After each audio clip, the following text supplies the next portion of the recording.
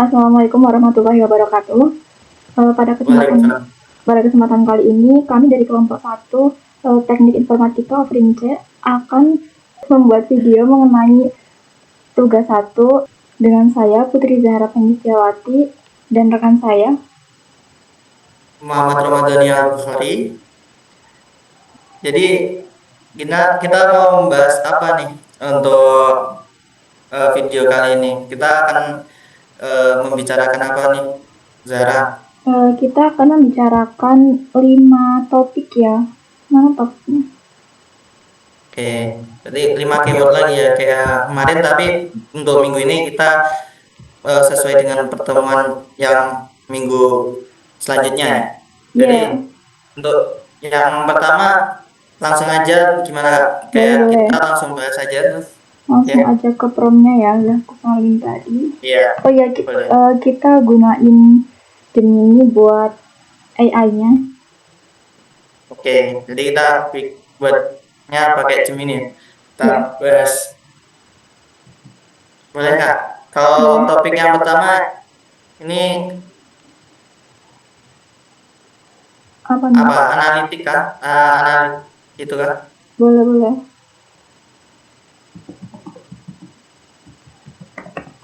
Gini lah. Iya, betul. Analytics. Oke. Sudah. Waduh, langsung tadi. Oke.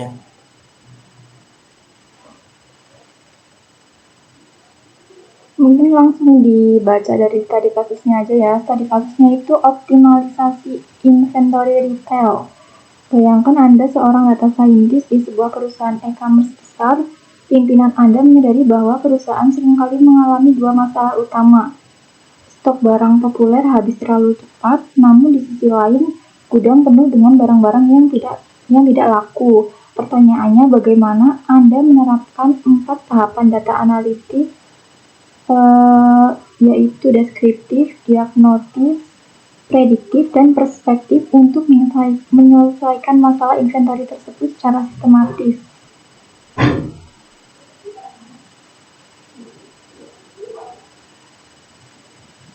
Mungkin boleh lihat soalnya lagi Kak. Jadi, Tadi kasusnya lagi.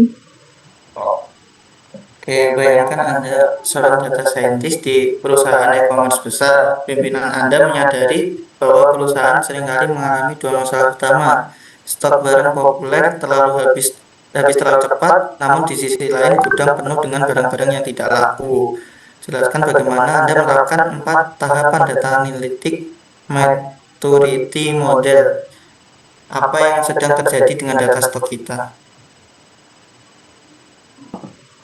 Oke, jadi kalau kita mulai jawab ya, ini Ya, dari kan deskriptif deskriptif. dulu. Kalau kita jelaskan, jadi apa yang sedang terjadi dengan data stok kita. Kalau menurut Zara dulu apa? Oh, membuat dashboard stok. Iya. Kalau dari aku sih, ya kita kayak membuat ya seperti dashboard, nanti dapat memantau metriknya ya. Jadi dapat terpantau. Ini ya. Ya. Terus nanti kayak kalau menurutku yang dilihat nanti kayak jumlah barang mana yang kita lihat secara visual itu, seumpama kategori ini lebih cepat habis kayak elektronik, nanti dia habis dalam 2 hari. Kalau kayak perabotan rumah tangga itu habis dalam 6 bulan. Jadi kayak kita bisa lihat dari visualnya itu ada kesalahan dari stoknya. Jadi ada perbandingan yang sangat jauh gitu. Itu yang terjadi kalau pertanyaannya tentang data stok. Mungkin Zara ada tambahan? Udah sih kalau dari aku juga cukup. Lanjut yang kedua, Mengapa diagnostik. kalau mengapa tren stock out atau overstock itu terjadi? Mungkin Dari Zara Mengapa dulu tren atau stok itu terjadi?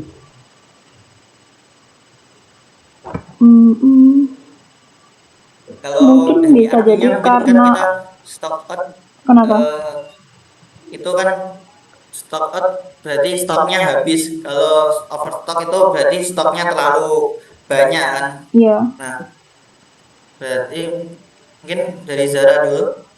mungkin bisa menganalisis ya alasan dibalik tren itu. Mungkin bisa jadi karena promonya yang mendadak atau keterlambatan pengiriman dari pusatnya gitu. Iya sih, kayak kalau stock out kan karena mungkin barang yang datang nih dia gak imbang sama jumlah pembelian orang-orang ketika membeli barang tersebut. Akhirnya barang atau stok yang ada di perusahaan tersebut itu habis, yang habisnya itu bahkan orang-orang mau nyari akhirnya kehabisan dan padahal laris. Jadi gimana nih?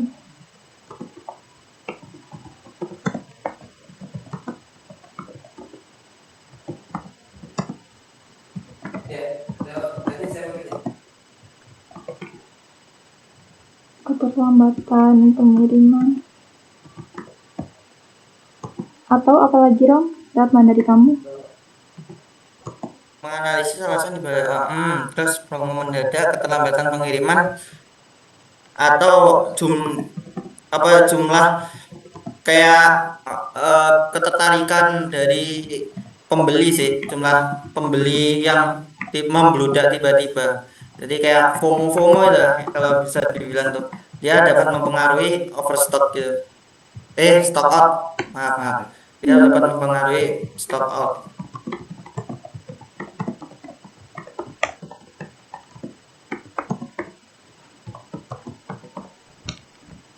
Itu mungkin anu untuk jawaban nomor dua bisa dipisah menjadi dua Kak. Kan itu masih yang stock out, yang overstock kan masih belum. Oh iya.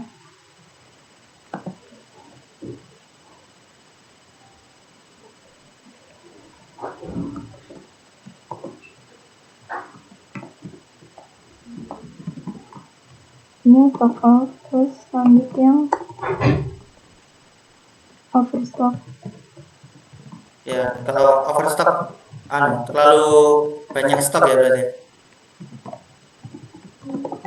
Kalau menurutku sih itu kalau bisa dari banyak aspek juga sih Kak. Kayak mungkin ada dari timnya itu dia salah prediksi tren terkini ya. Jadi barangnya nggak nggak apa kurang diminati Iya. oleh para pelanggan. Salah prediksi trennya jadi.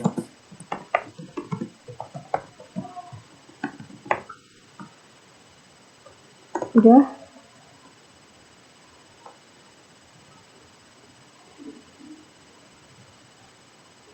Lanjut yang ketiga. Oke. Apa kemungkinan besar akan terjadi di musim depan?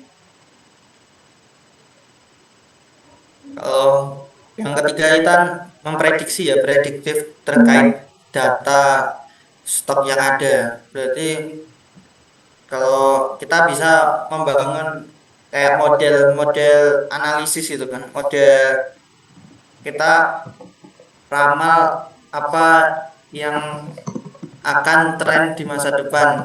Berarti tapi ada tekniknya sih. Itu mungkin dari Zara ada penjelasan tekniknya.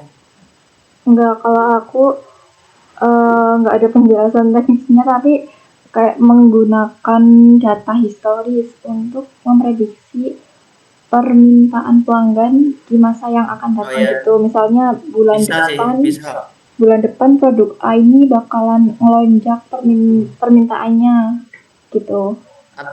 Kalau dari aku sih lebih ke arah kayak musim-musim Kak. Jadi kayak mungkin di bulan depan ada lebaran nih, kayak kita kan sekarang habis ini akan puasa atau lebaran. Jadi kita eh, berarti dari hal tersebut, event tersebut kan dapat kita sediakan barang-barang yang sesuai dengan musimnya. Jadi kalau seumpama ada event Imlek, jadi kita sediakan barang-barang yang sesuai dengan event Imlek tersebut. Oh, berarti Ketika Ramadan, kita sediakan sesuai Ramadan. Atau eh, kayak tren media sosial sih. Kalau ini lumayan susah, tapi itu bisa langsung membuat lonjakan penjualan itu lebih banyak sih.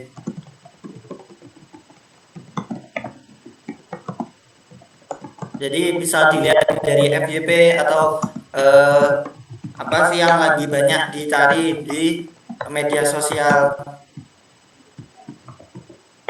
ini aja ya. Sama satu lagi mungkin Satu lagi. itu musim kayak kita musim beberapa bulan kemudian eh, diramal ada musim dingin. Jadi kita sediakan kayak jaket tebal atau apa ya, stok-stok yang mendukung untuk menghadapi musim dingin gitu. Oke.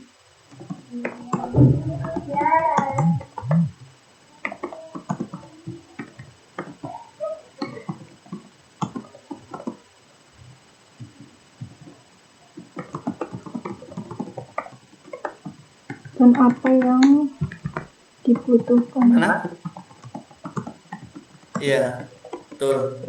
Itu prediktif ya untuk data analytics. Oke. Perspektif. Tindakan otomatis atau rekomendasi apa yang harus diambil sistem? Kalau dari aku ini sih kayak membangun sistem otomatis yang ngasih rekomendasi.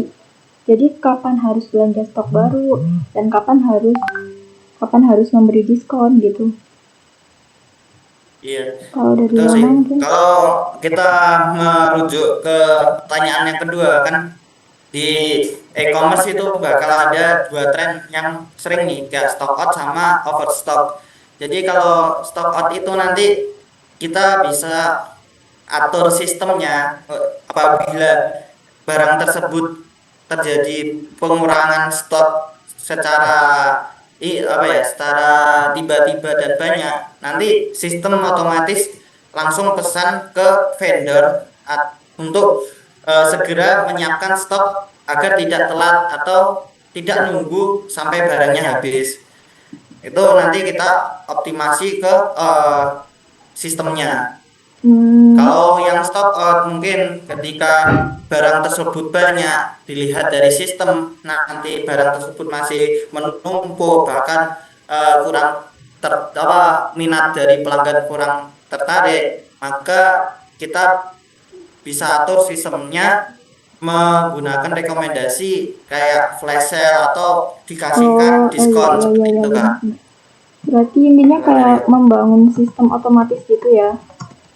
Iya, jadi membangun sistem otomatis yang dapat menilai stok gitu kan. Nanti bisa merekomendasikan mana yang lebih cocok.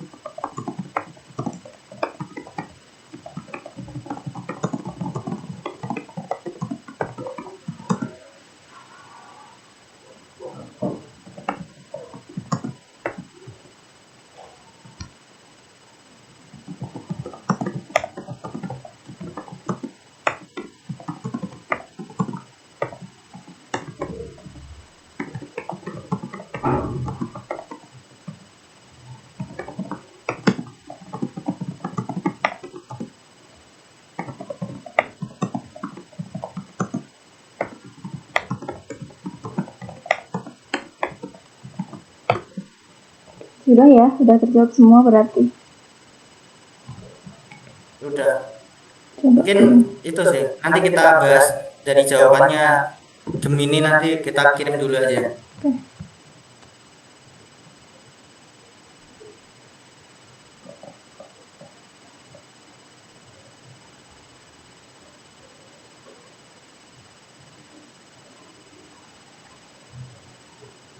Oke, mungkin langsung evaluasi dosen aja Kak kita. Oke. Gimana? Itu di atas yang atasnya itu evaluasi dosen. Nah itu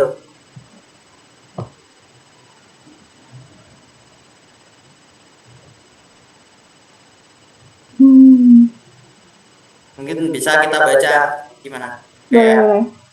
Dari Roma mungkin. ya kalau deskriptif kalian lewat kan, berarti penggunaan dashboard dan kategorisasi. Jadi kita analisis dari high, medium dan low value itu sudah tepat. Jadi secara teknis kita menyebut ini sebagai identifikasi historical patterns. Jadi kayak tadi yang kita lihat bahwa kita bisa lihat dari visualnya saja itu udah terlihat bahwa mana yang lebih laris, lebih laku dan mana yang stoknya kelihatan banyak dan lama untuk pembeliannya. Mungkin Hmm. selanjutnya Kak Zara. Lanjut yang diagnostik. Dalam data science kita menyebut ini sebagai correlation analysis. Jadi kita mencari hubungan antara lonjakan penjualan dengan variabel event atau marketing. Lanjut yang prediktif, poin mengenai media sosial, FYP atau trend, ini sangat cerdas, melibatkan unstructured data analisis atau sentimen atau tren. Selain musiman, model Anda bisa menggunakan algoritma time series forecasting untuk memprediksi angka permintaan yang lebih presisi. Lanjut untuk yang perspektif, menyebutkan sistem otomatis untuk diskon dan pemesanan uang di industri ini sering diwujudkan dalam bentuk optimization algorithm atau ARS.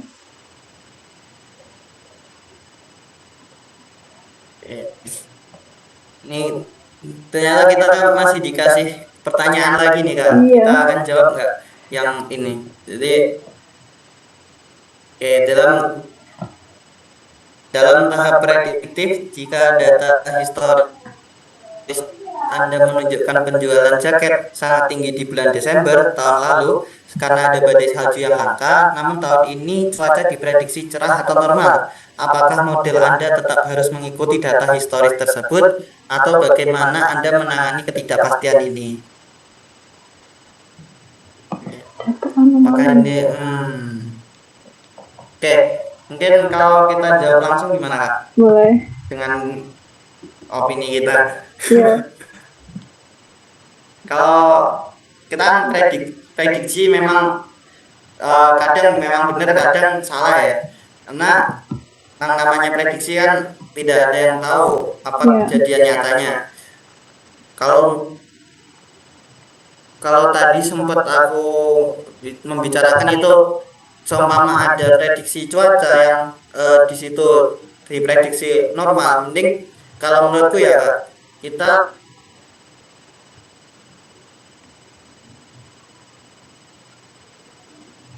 Halo? Putus-putus. ya sinyalku ya putus ya. Sinyalku. Bentar.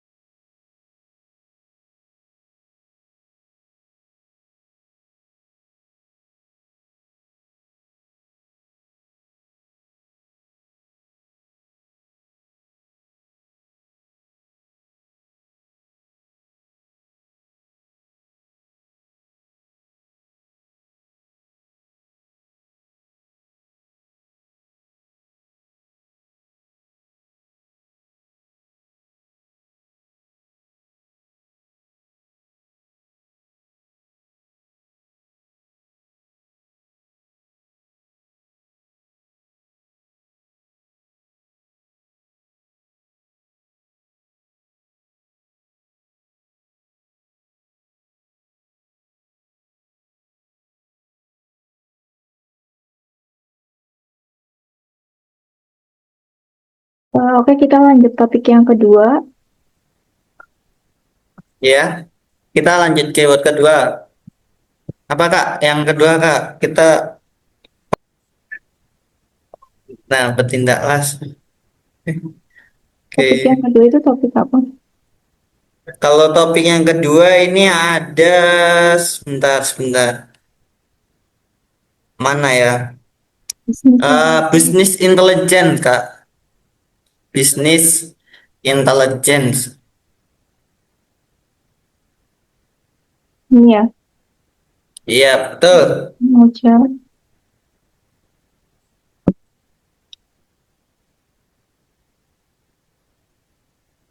Hmm. Wih, Barusan saya sering Anda bekerja di tertukar antara data science dan business intelligence. Secara singkat, jika data science itu berfokus pada mengapa dan apa yang akan terjadi, maka B ini fokusnya apa yang sedang terjadi. Langsung ke ujian kasus. Bayangkan Anda bekerja di sebuah perusahaan ride-hailing. Perusahaan memiliki jutaan data transaksi setiap jam, mulai dari koordinator driver, tarif waktu tunggu, hingga rating pelanggan. Pertanyaannya, ETL. Mengapa proses ETL ini sangat krusial dalam BI sebelum data tersebut masuk ke dashboard? Berikan satu contoh transformasi data yang harus dilakukan pada data mentah koordinat GPS driver agar berguna bagi manajer operasional. Lanjut yang kedua, KPI. Sebutkan 3 KPI utama yang harus Anda tampilkan dalam dashboard real-time untuk seorang manajer operasional wilayah agar ia bisa memutuskan kapan harus memberikan promo tarif di area tertentu. Apa dari Roma udah ada jawaban? mungkin ini Kak. Kalau lihat atasnya dulu Kak. Kita lihat kasusnya dulu Kak. Mungkin uh, boleh agak bawah Kak. Jadi Wah, jangan kasus sama pertanyaannya. Bawah lagi. Oke. Kalau kita di sini kan sesuai kasusnya kita seperti Grab atau Gojek ya. Karena dia memiliki transaksi yang terjadi setiap waktu secara banyak ya. Kalau proses ETL mungkin dari Zara saya belum dapat nih kalau ya ETL kan? ekstrak Apa ini langsung keluar. ETL? Baru denger ini. Nah, nih, oke. Jadi kalau menurutku ya karena proses ETL itu kan jembatan antara data yang mentah terus dengan informasi yang bisa dibaca. Jadi tanpa ETL kayak data transaksi yang sebanyak itu kayak secara bersamaan itu akan terlalu berat dan bakal banyak kesalahan gitu. Tadi ETL itu Apalagi kan jembatan antara apa? kalau ETL antara data mentah sama informasi yang dapat dibaca. Kayak kalau kasusnya karena ini Grab atau Gojek itu seperti GPS. Jadi Hmm, karena data mentah alamat terus jarak itu nanti kan ketika tidak ada ETL itu nanti akan terlalu rumit terus bisa terjadi kesalahan.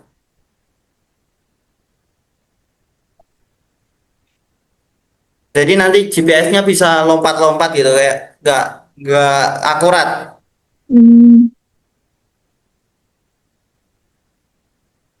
Berikan satu contoh transformasi data yang dilakukan pada data mentah. Kalau contohnya mungkin Enggak. ini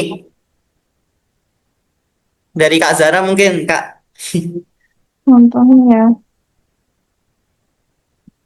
contohnya itu mungkin mengubah apa ya? Mengubah titik koordinat mentah menjadi nama nama wilayah kali ya. Gimana ya? Nyambung nggak? Iya, jadi kayak apa ya? Kan kalau di asli kan ya longitude atau Hmm, latitude itu, Kak. longitude, Jadi longitude ya. itu nanti dikonversi menjadi nama wilayah nggak sih, Kak? Nah, betul. Karena datanya kayak koordinat, hanya koordinat. Jadi nanti supaya dapat dibaca secara informatif ke pengguna itu ada FTL ini. Jadi Nah, gimana lanjut? namanya bisa sesuai dengan kayak wilayah yang asli ya. Sudirman, Suhat, UM gitu. Ya, betul. Mungkin lanjut yang kedua atau gimana nih, Rom?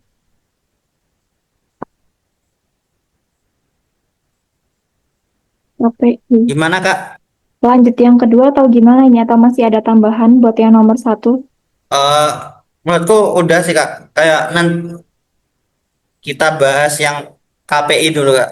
Oke.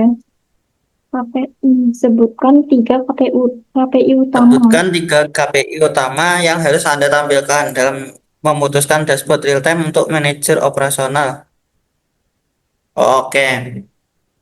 Hmm. Kalau membicarakan tarif tertentu pasti kan nanti itu banyak yang dipertimbangkan, Kak.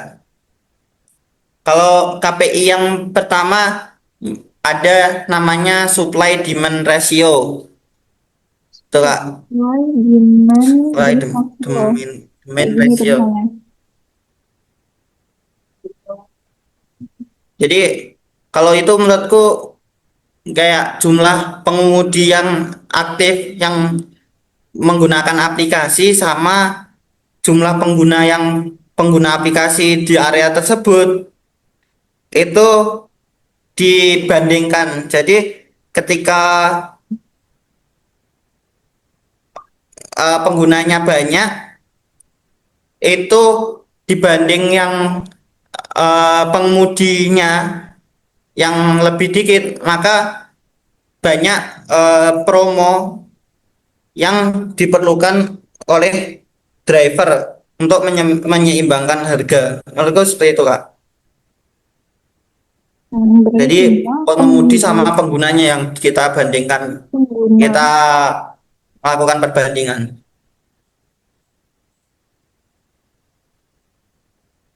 Yang kedua mungkin ada kayak apa ya, rata-rata waktu tunggu penumpang kali ya, Kak. Kalau kalau terlalu lama itu butuh promo buat narik driver ke sana gitu. Tapi apa ya Ya, namanya?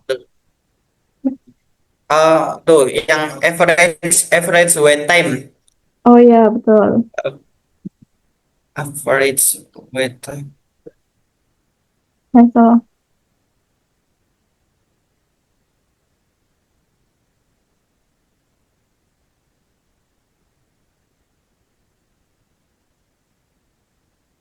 rata-rata waktu tunggu penumpang.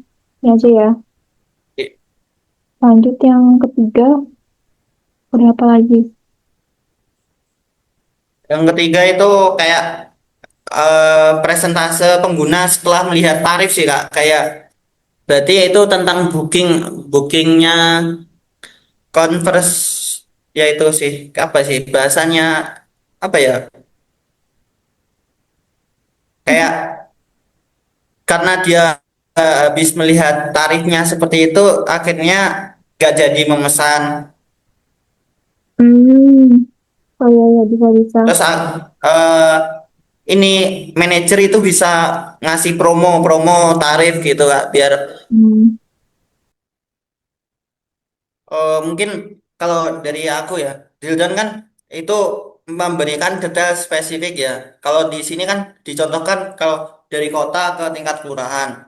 Kalau dari mungkin bisnis intelligence ini dia mengarah ke tetap sih kayak ke promo yang diberikan.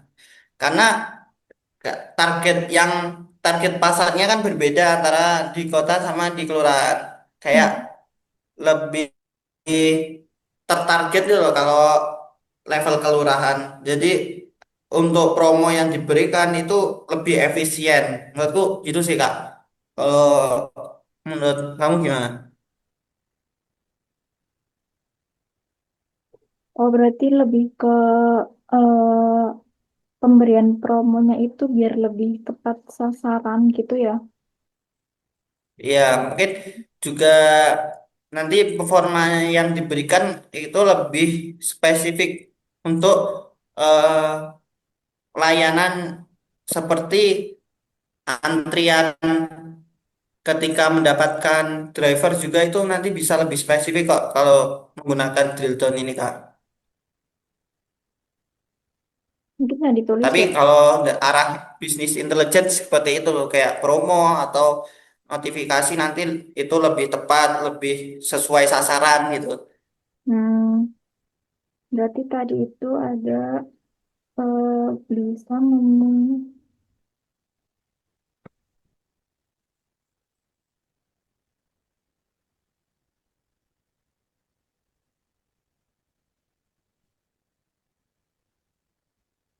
Jadi pandangan yang awalnya umum lebih spesifik sih Kak, lebih terarah, lebih akurat, lebih spesifik sesuai dengan targetnya. apa tadi?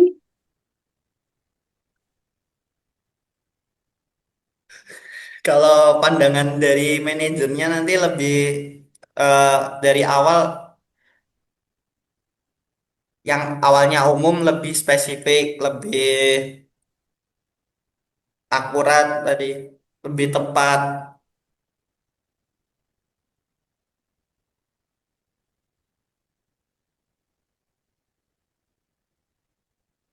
Ini aja ya. Iya, Coba kirim. itu aja sih Kak. Mungkin atau sekalian ditambahin ya. Udah sih, udah. Mungkin gitu aja dulu. Nanti kita bahas dari tanggapannya demi ini sih Kak. Udah, di review yang pertama ini ada insight tambahan. Selain mengubah koordinat jadi nama jalan, proses ETL juga menggunakan data cleansing. Jadi menghapus data GPS agar laporan di dashboard itu tidak menyesatkan. Oh, Iya. Terus kalau untuk KPI tadi KPI. itu kita sangat actionable ya. Iya Langsung ya. memicu tindakan karena kayak supply demand ratio tadi itu jika rasionya timpang terlalu jauh maka harganya harus Naik. dinaikkan atau ada promo juga kalau tadi.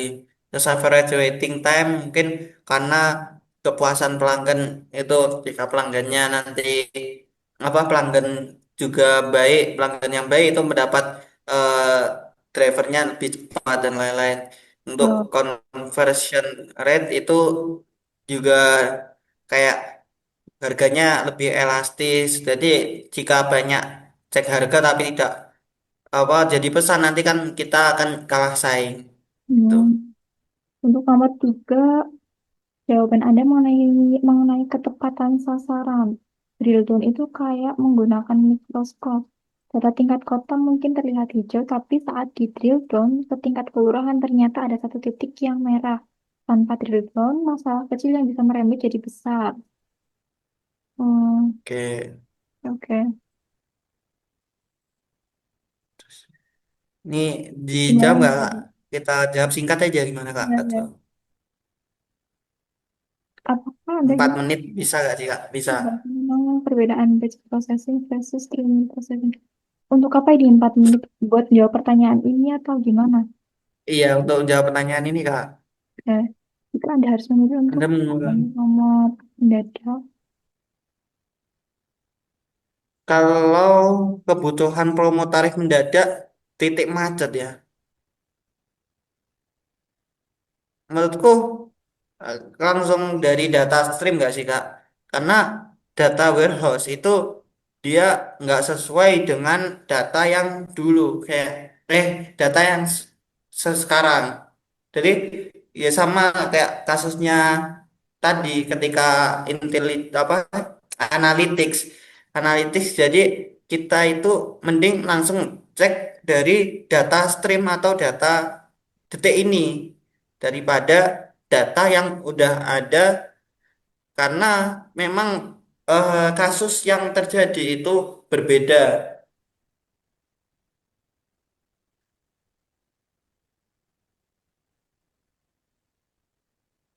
Mungkin karena data warehouse itu dulu kan eh, terjadi karena nggak macet. Kalau data stream atau yang sekarang kan seperti tadi kebutuhannya karena di titik macet, maka yang diperlukan kan menurut saya lebih yang data stream sih Kak. Mana Oh iya, menurut iya, Kak? betul. Sama-sama. Menurutku juga menggunakan data stream. Karena dia data mentah tapi real time gitu ya. Iya, Mungkin penting itu ada data dulu kan bisa kan untuk menentukan Kak. aku jawab. Mungkin bisa nak kita jawab Kak, biar nanti kita tunggu bagaimana tanggapan dari Udah tepat ini, tepat sekali. oke. Mungkin rangkumannya. Rangkumannya. Kalau analitik itu fokusnya masa depan dan mengapa. Kalau BI itu masa kini dan apa. Kalau outputnya Iya, analitik betul. model prediksi, BI itu dashboard dan KPI.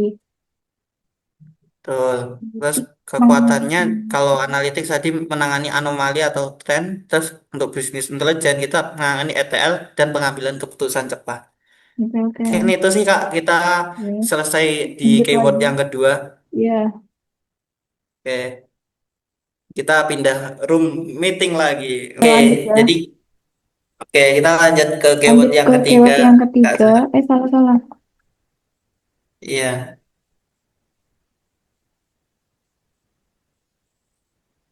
keyword Keyword yang yang ketiga itu ketiga. Rom, Sebentar ya, aku ingat-ingat untuk keyword ketiga itu apa ya kira-kira? Nek 9 law of itu loh, of data mining. oke. 9 aturan utama dari data mining. Iya, langsung kirim aja.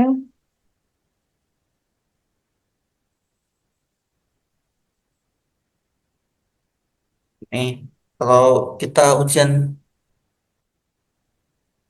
oh, iya. Maka Anda sedang memimpin proyek data mining untuk sebuah bank besar yang ingin memprediksi nasabah mana yang akan berhenti menggunakan layanan mereka. Pertanyaannya, hukum Memprediksi nasabah yang akan berhenti.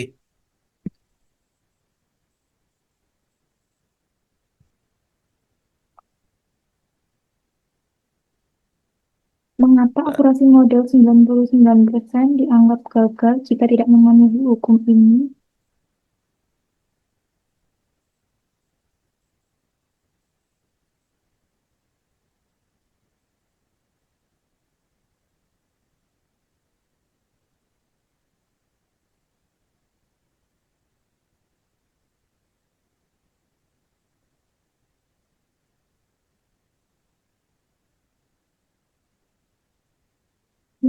Dua, hukum ketujuh, data mining mengubah profil bisnis bukan hanya profil data. Jika model Anda berhasil mengidentifikasi bahwa nasabah yang saldonya di bawah 1 juta, cenderung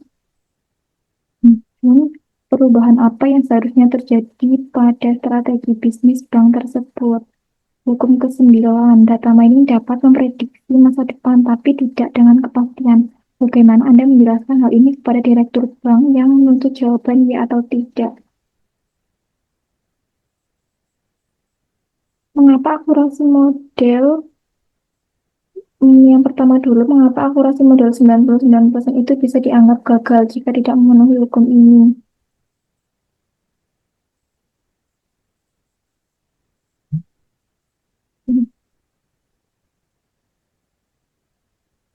Model sangat akurat menurut hasilnya.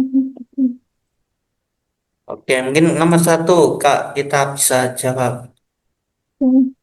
Kalau di sini berarti langsung eh, dari studi kasus itu implementasinya ke bank ya Kak, berarti. Iya, Jadi Apa tadi? Bukan apa maksud hukum ini dalam konteks mengapa operasi modal 90% bisa dianggap gagal jika tidak. Oke. Jadi dari Kak Zara mungkin ada belum? Kalau mengapa 99% bisa dianggap gagal jika model sangat akurat memprediksi nasabah yang akan pergi, tapi banknya itu tidak ngasih aksi, contohnya kayak promo atau layanan khusus untuk mempertahankan mereka, maka proyek tersebut itu dianggap gagal karena nggak nggak memberikan nilai bisnis gitu. Dari aku gitu. Jadi, Ya, kayak kalau dari aku sih kan itu bisa ngaruh ke salah target sih Kak. Kayak nanti jika modelnya itu akurat, sangat akurat, tapi memprediksi orang-orang yang mau berhenti ya dan tidak bisa dibujuk kembali, maka biaya kayak intervensi memberi promo itu menjadi sia-sia. jadi gimana ya Bu Indra? Jadi eh, ini memang jika akurasinya akurat, jika akurasinya tinggi, tapi dampak finansial nya tidak ada, dampak finansial yang positifnya itu tidak ada, maka tetap eh, kayak banknya itu gagal, kegagalan bisnis, dapat mengalami kegagalan bisnis.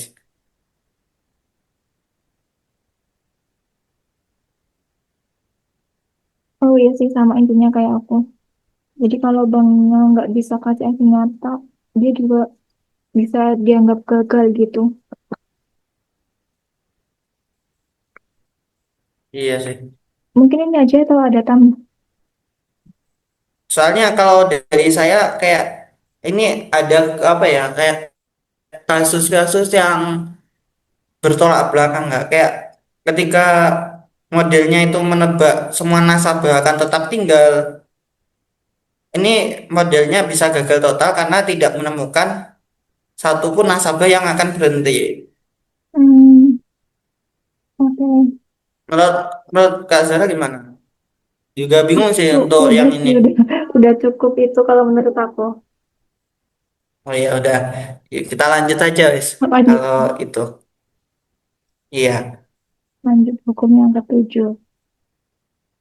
Jika hukum modus yang ketujuh, standarisasi ini data mining mengidentifikasi context law. bahwa nasabah yang saldonya di bawah Jadi 1 juta, ini, perubahan apa yang seharusnya terjadi pada strategi bisnis tersebut? Oh, menurutku itu banknya yang harus mengubah kebijakan. Jadi misalnya menghapus biaya admin atau ngasih fitur edukasi keuangan profil profil nasabah tersebut supaya eh, berubah nih dari beresiko jadi loyal gitu bahasanya. Kalau menurut Rama gimana? iya sih. Kalau aku juga mendukung pendapatmu, kayak ini malah bahkan kita bisa memanfaatkan kayak kayak yang awalnya apa ya nasabah yang saldonya di bawah 1 juta itu bisa kita tawarkan produk pinjaman mikro. Jadi dia yang awalnya cuman menjadi nasabah yang nabung, cuman nabung itu bisa menjadi nasabah yang apa ya peminjam, nasabah peminjam yang nantinya bisa aktif produktif di bank seperti itu. Jadi kayak eh terus sih kalau balik dari data mining karena itu temu mengidentifikasi menemukan nasabah yang saldonya di bawah 1 juta itu bisa kita tawarkan strategi-strategi seperti itu sih Kak. Oke, sih.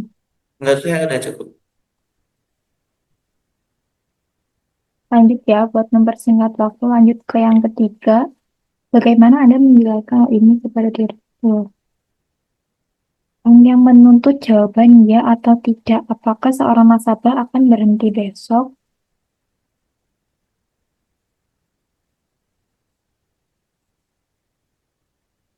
Kalau dari aku, kita nggak bisa ya mastiin iya atau tidak seorang itu akan berhenti besok. Tapi kita mungkin bisa menunjukkan nasabah mana sih yang memiliki peluang paling besar buat buat pergi sehingga bank itu bisa melakukan pencegahan lebih awal gitu. Kalau dari Rama gimana? Betul sih, kayak karena kita itu bekerja sebagai data scientist ya. Ya, Data mining kan dia dari kemungkinan dia betul. probabilitas. Jadi Jadi memang memiliki Kak, peluang gitu. iya, jadi meskipun dia memiliki resiko untuk churn atau tadi putus nasabah lah ya, itu Ya, sebesar 85%, itu kita belum bisa apa ya, mengatakan bahwa dia itu pasti pergi, tetapi dia sudah menunjukkan perilaku yang identik, perilaku yang sama dengan nasabah sebelum-sebelumnya yang mm-mm. melakukan hal seperti ini kayak churn itu tadi untuk putus nasabah.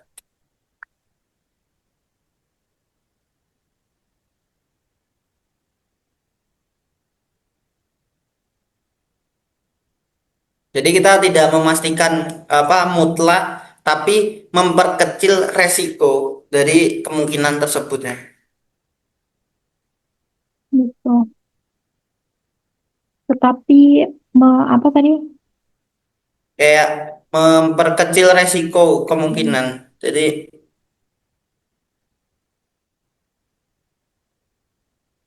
Benar sekali ya. itu aja sih Kak mungkin Oke, mungkin kita coba jawab ya. dari iya mungkin kita coba cek.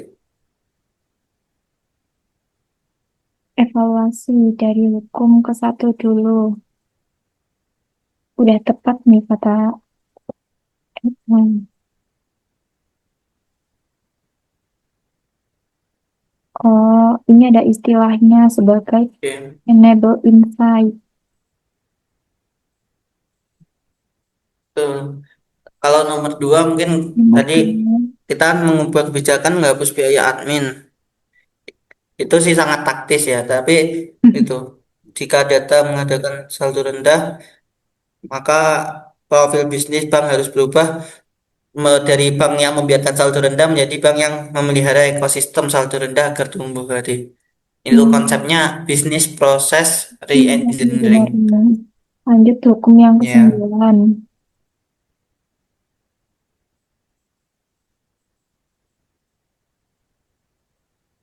Hmm, ya kalau jawaban kita yang ketiga tadi kan kita emang berurusan dengan probabilitas, iya. jadi memberikan skor resiko, bukan ramalan fix seperti Hmm, bola kristal itu yang kayak diperamal ya.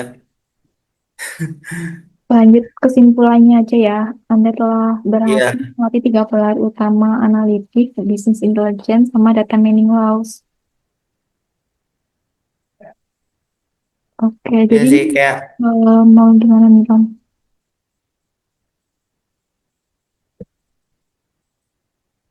kalau data mining loss tadi itu ya, memahami filosofi bisnis di balik angka itu. Oke, mungkin bisa lanjut aja kita ke keyword keempat atau gimana Kak? Ya, lanjut ke keyword keempat aja. Keyword keempat itu ada data mining task ya. Iya betul.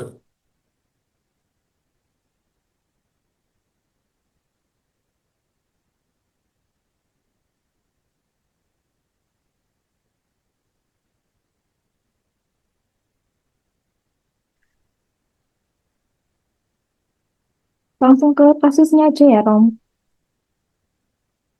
Mana? Langsung ke kasusnya aja. Boleh.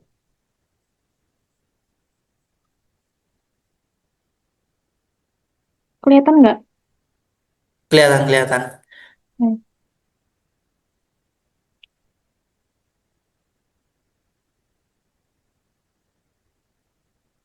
Bayangkan Anda adalah konsultan data untuk sebuah jaringan supermarket.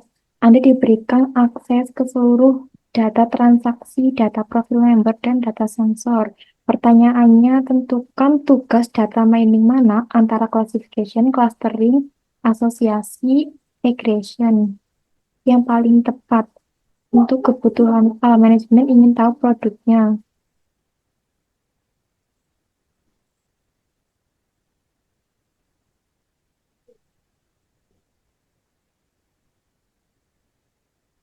Oh, berarti ini kita itu disuruh menentukan eh, tugas ya. Misal dari kebutuhan A ini tugasnya siapa antara ini gitu ya. Betul, betul. Mungkin seperti itu sih, Kak. Ya, kalau dari aku kayak gitu. Mungkin dari nomor satu dulu aku mau jawab yang kebutuhan A.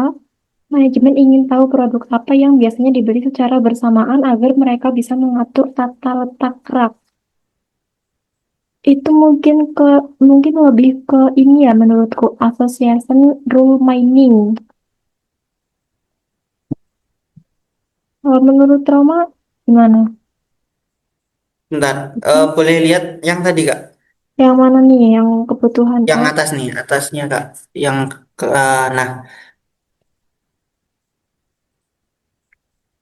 kalau kebutuhan A itu apa yang mungkin masuk ya association association role mining, Kak. asosiasi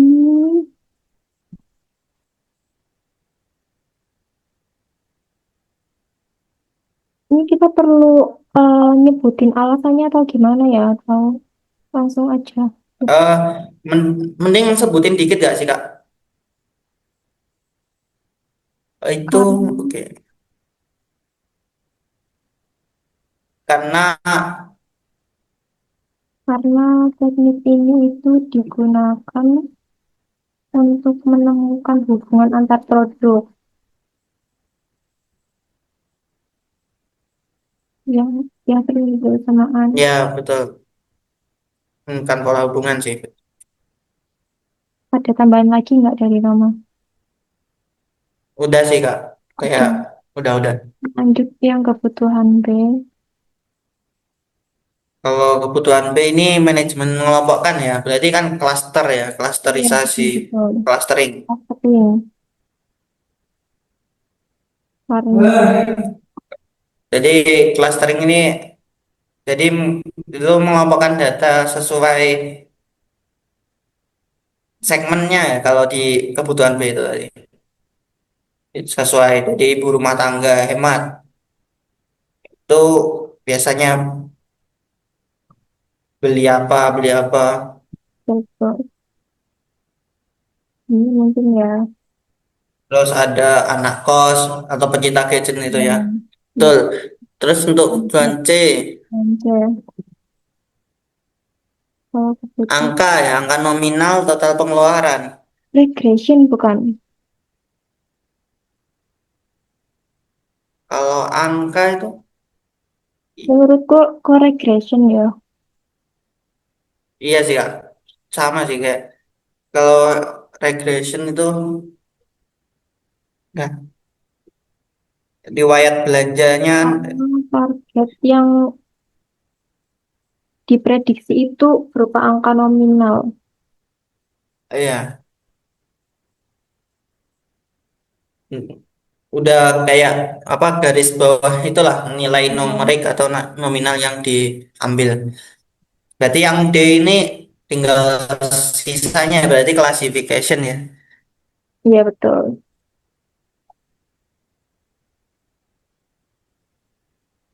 Classification.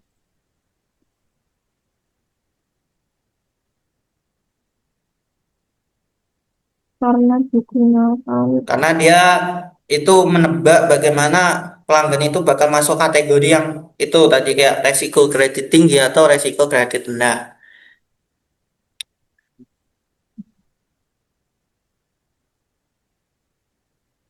ya udah cukup ya Ram. Ya cukup cukup. Ya langsung kirim aja.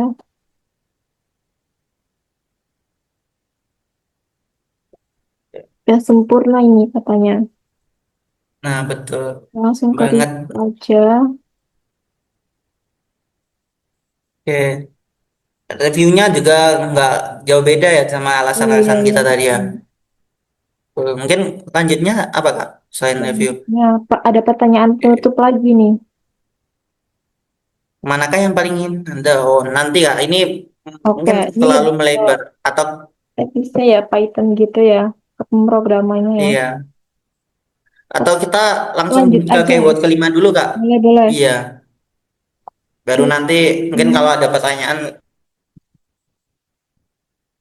gimana? Topiknya CRS Kalau RI SPGM gini toh.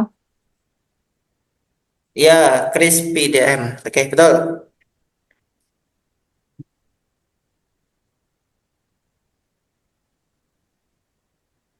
Nah langsung ke ujian kasusnya Kak. Oke,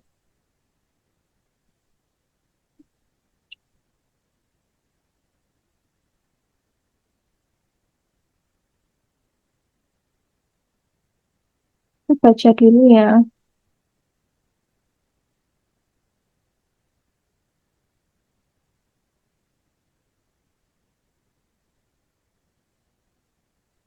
Anda baru saja dikontrak oleh sebuah bank nasional untuk membangun sistem otomatis yang bisa memprediksi transaksi penipuan. Pertanyaannya, urutkan dan jelaskan apa yang dilakukan di setiap tahapan CRISPDM berikut dalam konteks proyek bank tersebut. Yang pertama ada business understanding. Apa tujuan Anda di sini? Apakah hanya sekedar membuat model yang akurat atau ada batasan bisnis lain?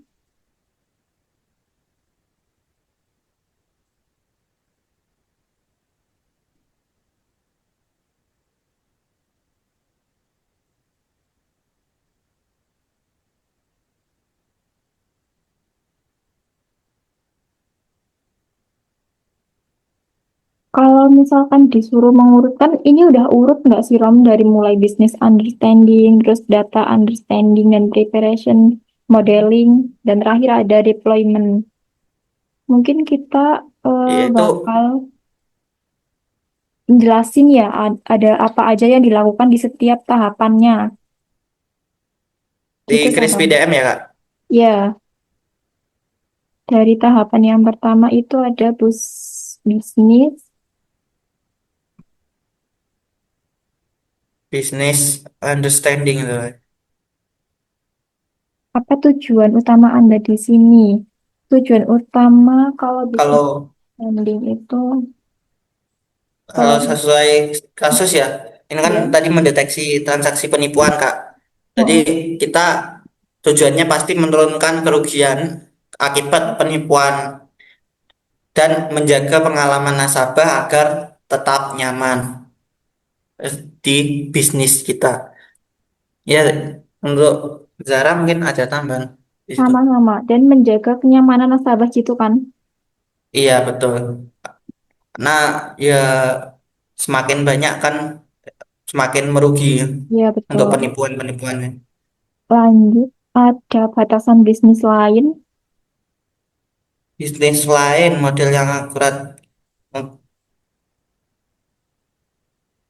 Ini jadi kita kalau menurutku kita membuat model yang dia lebih akurat sih dalam pendeteksi dan akurat tetapi nggak yang terlalu ketat karena enggak menurutku de- kalau terlalu ketat bahayanya malah memblokir nasabah yang melakukan transaksi jujur. Jadi kita harus seimbang, tetap seimbang. Kita seimbangkan antara apa keakuratan sama kenyamanan gitu tadi Kak.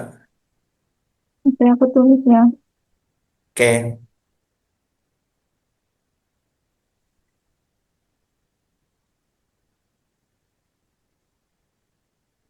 Sama sih sama aku juga kayak gitu. Oke, lanjut ke Lanjut, nomor dua aja gak sih? Gimana? boleh. Ada Oke. understanding.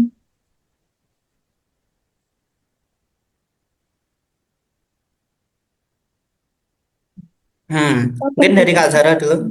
apa perbedaan kegiatan Anda di kedua tahap ini?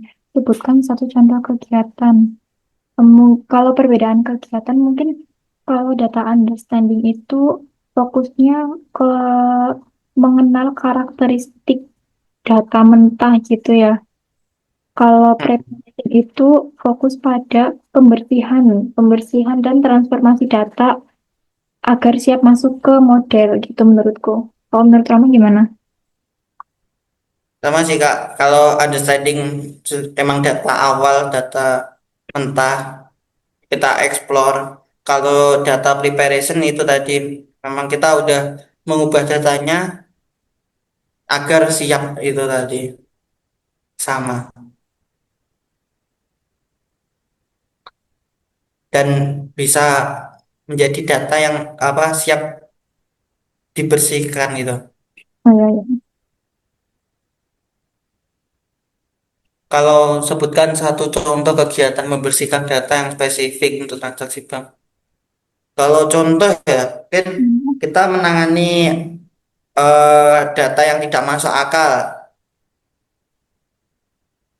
Itu bisa dengan ada transaksi di kartu yang sama di kota yang berjauhan, yang selisihnya hanya 5 menit sih Kak, kayak itu. Karena ini data yang kalau kita pikir-pikir ya kan itu nggak masuk akal. Jadi kayak tiba-tiba ada transaksi dua kartu yang sama tetapi jarak kotanya jauh antara Hmm. yang Oke, pertama sama transaksi kedua. Itu harus diatasi itu. sama sih sama. Mungkin Aku juga. lanjut. Mungkin dari Kak Hmm. Zara. Nah, Udah cukup.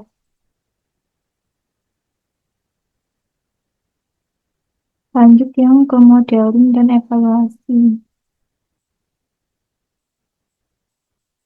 Jika model Anda mendeteksi 100 penipuan, tapi ternyata 50 di antaranya adalah transaksi jujur yang diblokir, apakah Anda langsung lanjut ke tahap deployment dan mengapa? Eh, Menurutku enggak sih, enggak lanjut ke tahap deployment.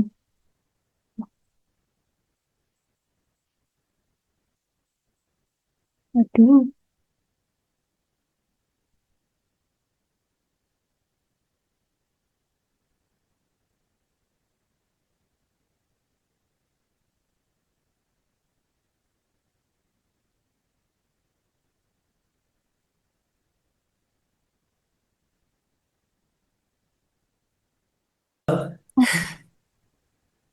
ini tadi rekamannya hilang apa enggak ya, Rom? Kalau misalkan rekaman, kalau tiba-tiba keluar. aman insya Allah.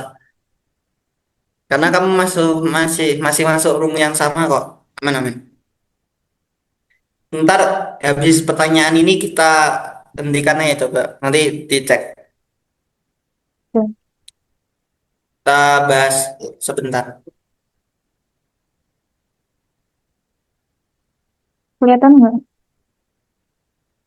Udah kelihatan-kelihatan. Tiba-tiba macet deh.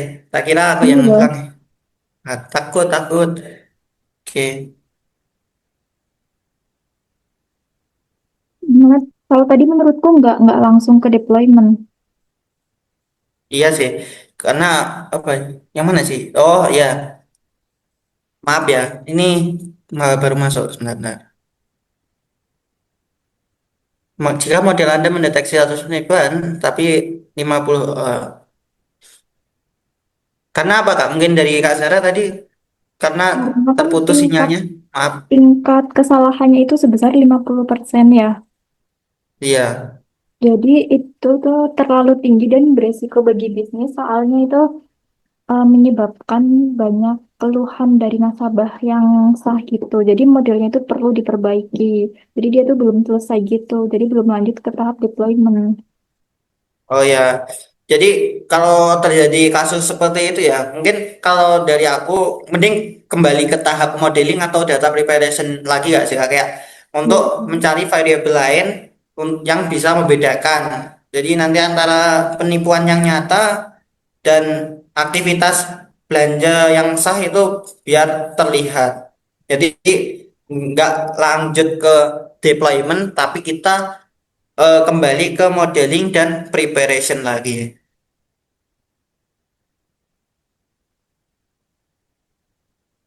Terlalu tinggi dan beresiko.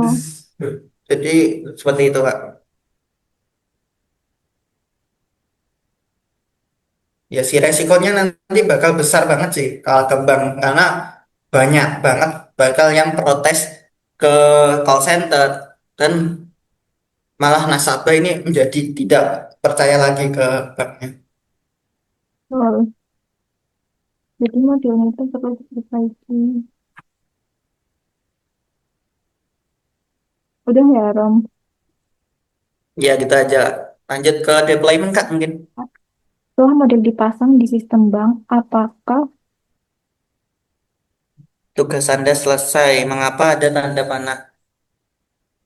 apakah tugas Anda selesai? Mengapa Anda tanda panah melingkar kembali ke evaluation ke business understanding dalam siklus? Kalau ini jelas tidak ya, jelas tidak karena kita nggak bisa setelah deployment itu selesai kita biarkan karena memang di siklus CRISP DM ini itu harus menyesuaikan dengan keadaan sekarang karena penipu atau tadi kan sesuai kasus gitu ya, penipunya itu pasti pasti pasti ha, pasti mencari cara terbaru untuk menembus sistemnya.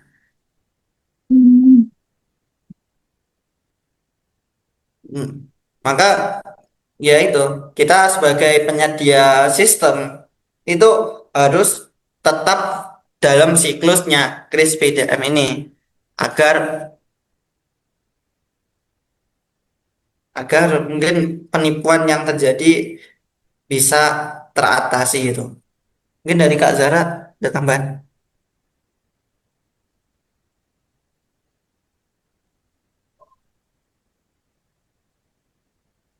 benar. Mengapa ada tanda panah melingkar kembali ke dari evaluation ke business understanding?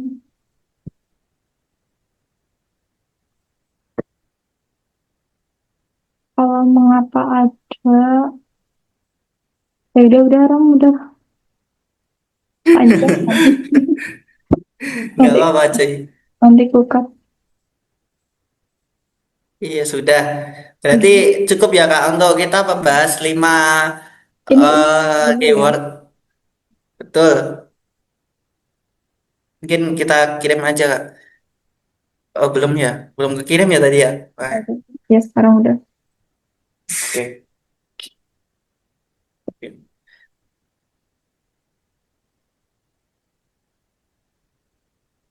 Jawaban Anda sangat cerdas. Oke, berarti yang kita bahas memang sepertinya udah sesuai ya Kak dari Ya, pertanyaan kasus. mungkin langsung ke rangkuman aja ya. Ya, ini penutup nih Kak. Penting lah Oh, ada. karena nah, jadi kita sudah memiliki landasan teori yang kuat Langkah kan mungkin selanjutnya bisa bagi menjadi seorang data pengajar scientist yang saintis hebat. hebat adalah praktek. Apakah Anda ingin Oke, memberikan satu? Next ya, ini next mah nggak sekarang ini. iya. Berarti mungkin kita bisa tutup gak sih Kak untuk Ya, diskusi kali ini. ya, Semoga diskusinya bisa memberikan manfaat ilmu yang bermanfaat semuanya. amin. Dan mohon maaf apabila ada kesalahan dari kami. Mungkin Iya. dicukupkan sekian dari kelompok satu. Terima kasih. Wassalamualaikum warahmatullahi wabarakatuh. Waalaikumsalam warahmatullahi wabarakatuh.